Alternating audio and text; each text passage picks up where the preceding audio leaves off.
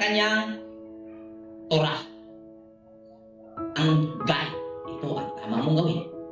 Kung saan, pag nasway mo ang divine instruction, ang Torah, nagkakaroon ng palo sa iyo. Amin po ba? Mayroong, dapat sensitive ka. Mayroong sitwasyon na ipinadala na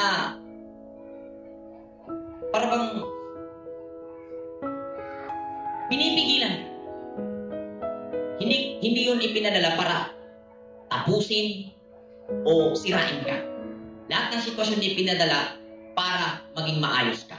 Amen po ba? Kaya yun ang naging pamalo at gabay.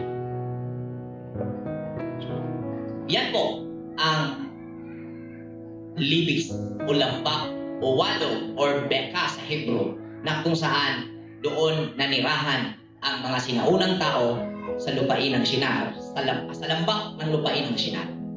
At doon, yun ay tumutukoy sa doon sila naninirahan sa takot. Verse 3. Pagkatapos, sinabi nila sa isa't isa, "Halika kayo, gumawa tayo ng mga laryo at lutuin ang mga iyon sa apoy." Kaya gumamit sila ng laryo sa halip na bato at ng bitumen bilang argamas.